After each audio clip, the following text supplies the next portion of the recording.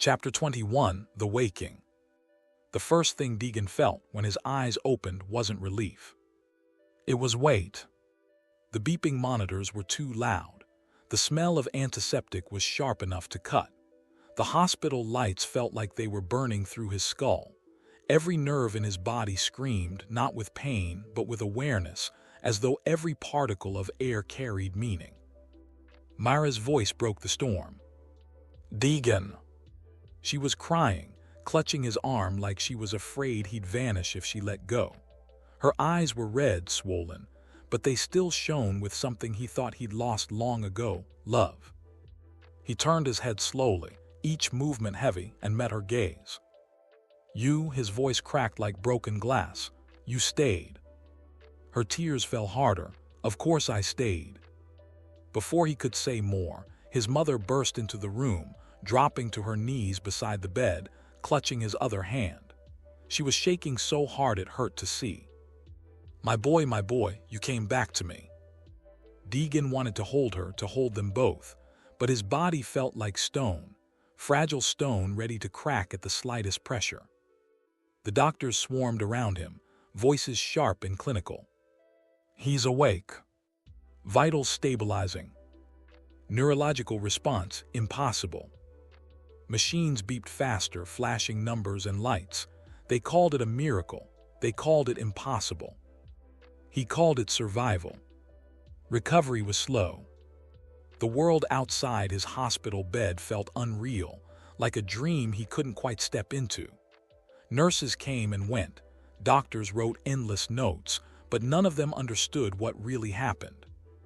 At night, when Mara had fallen asleep in the chair beside his bed and his mother had gone home to rest, he would stare at the ceiling, listening to the faint sound no one else could hear.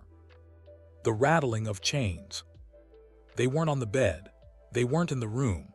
They were inside him. Each beat of his heart was followed by that faint metallic whisper, a reminder that something still coiled deep in his chest. The dreams were worse. Every night he dreamed of burning skis, screaming chains, rivers of molten black. He dreamed of the last demon's voice, whispering through the cracks of his mind. "You are not done. You will never be done." He would wake drenched in sweat, the heart monitor screaming, Mara holding him, whispering that it was just a dream. But it was. Weeks passed and the doctors discharged him. They called him a medical anomaly. They told him to take it easy, as if easy was even possible after what he'd endured. Outside the hospital, the world felt sharp. Every color brighter. Every sound louder. Every heartbeat of every person near him felt like a drum in the distance. People on the street gave him space, stepping aside without knowing why. Dogs growled or whimpered when he passed. Even birds scattered, avoiding him as if sensing something wrong. The chains stirred under his skin when someone brushed past him too quickly. They rattled when he felt anger. They burned when he felt fear. At night, Mara would sit beside him as they watched the city lights from her apartment balcony.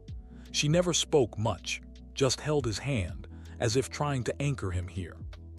But one night, her voice trembled when she finally asked, "You're here, but are you really here, Deagan? You're not the same man who crashed that bike."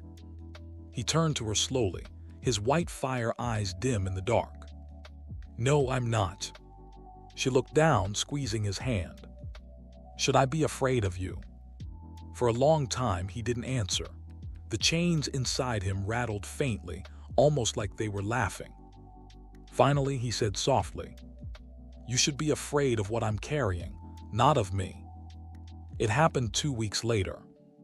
Deagan was walking alone late at night when he heard a scream, raw, terrified. An alley. A man with a knife. A girl pressed against the wall, begging for her life.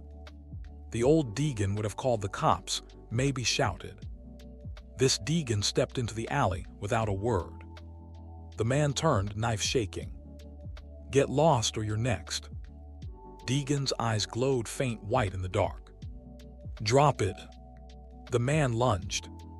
The chains exploded from Deagan's arms, wrapping the attacker in an instant, burning through his clothes, searing his skin. The man screamed, dropping the knife as the chains tightened, choking the life from him. Deagan stared, calm, unblinking. The girl sobbed, crawling away, watching the monster in human skin. For a moment, he almost killed the man. The chains hissed, hungry, ready to tear him apart. Then Deagan let go. The chains recoiled, fatting back into his skin. The attacker collapsed, barely breathing, his eyes wide with terror as he scrambled into the night. The girl ran without looking back. Deagan stood in the alley, the white fire under his skin flickering. He whispered to the empty night, "I'm still me." But the chains rattled like they disagreed. The alley incident never left him. For days afterward, the whispers of the chains were louder, almost pleased. Every night they hissed faintly in his dreams, reminding him they were no longer just tools, they were part of him. Mara noticed. It started small. She would catch him staring at nothing for too long, his jaw tense, as if he were hearing something she couldn't. Lights in her apartment would flicker when his temper flared. Objects sometimes vibrated faintly near him, as if the chains were reaching out without his command. One night, she found him standing on the balcony, staring at the city with eyes that faintly glowed white in the dark.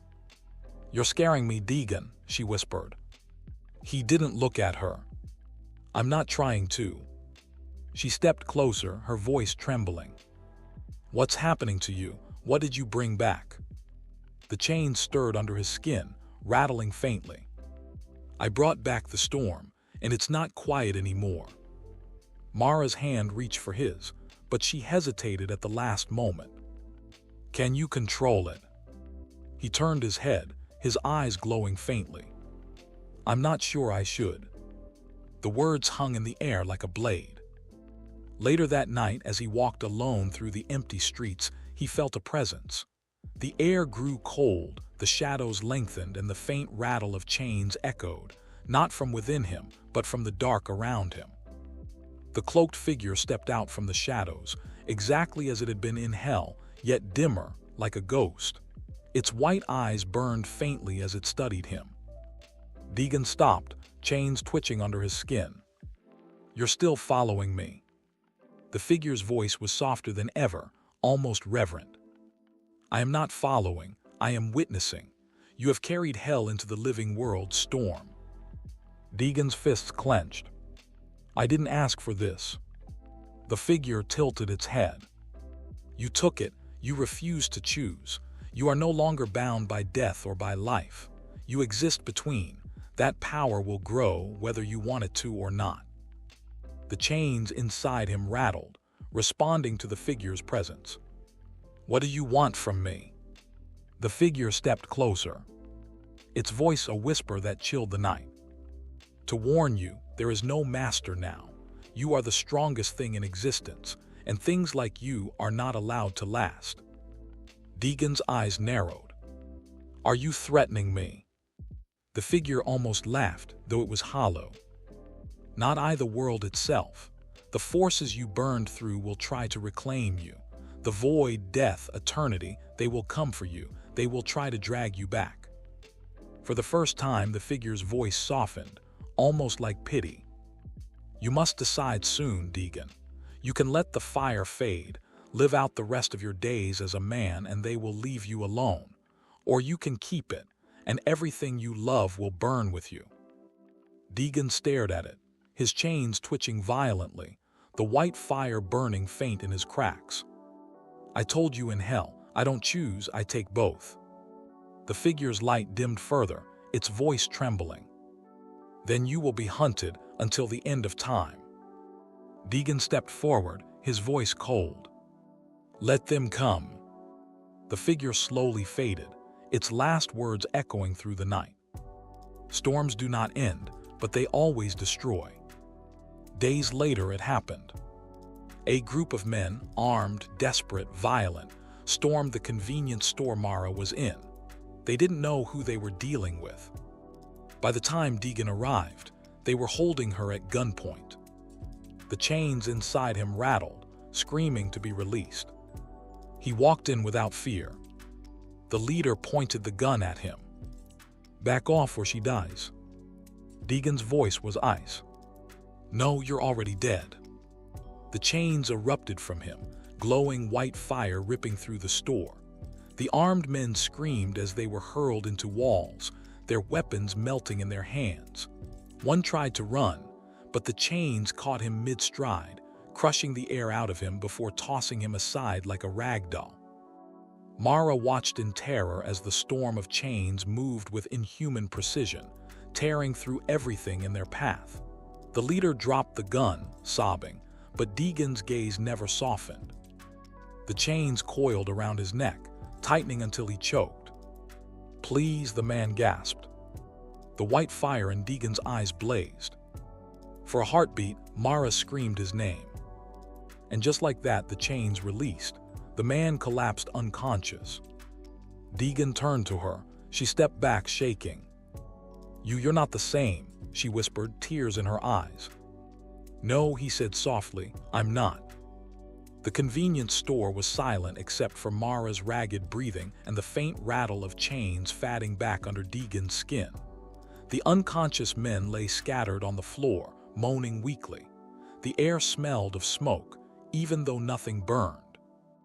Deagan turned to Mara, his expression unreadable, the faint glow still flickering in his eyes. "Mara." She stepped back, her voice trembling. "What are you?" He didn't answer right away. The silence between them was heavier than any battle he had fought. Finally, he said quietly, "I'm still me, but I'm not the same man you loved." Tears welled in her eyes. "You're dangerous, you," her voice cracked. "You scared me." His jaw tightened. "I would never hurt you." "But you could," she whispered, "and that terrifies me." She turned away, wiping her tears. "I need time, Deagan. I need to figure out if I can love whatever you've become." Deagan nodded slowly. He didn't try to stop her when she walked away into the night. The sound of her footsteps faded, leaving only the quiet hum of the city. In the following weeks, Deagan stayed alone. The world moved on as if nothing had changed, but he could feel it. Something was coming. The shadows at the edge of his vision grew darker. The chains under his skin rattled louder at night. The white fire sometimes burned so hot it threatened to consume him. He stood on a rooftop one night, watching the city lights below. The wind whipped at his hair, carrying the smell of rain. His eyes glowed faintly as he stared at the horizon. The cloaked figure appeared beside him, not solid, just a faint shadow. "You're not fatting," it said softly. "No," Deagan replied, "I won't." The figure's white lights flared dimly. "The things you defied, death, eternity, the void, they are stirring.